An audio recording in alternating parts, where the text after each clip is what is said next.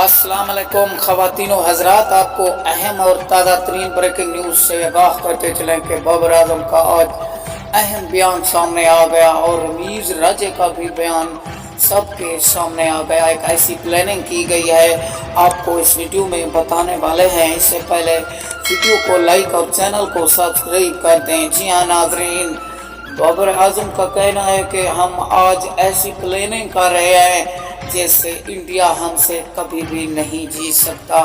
20 world cup 2022 का जो बड़ा मुकाबला है वो पाकिस्तान और इंडिया के खिलाफ होने वाला है। उसमें एक नई प्लानिंग सोची गई है।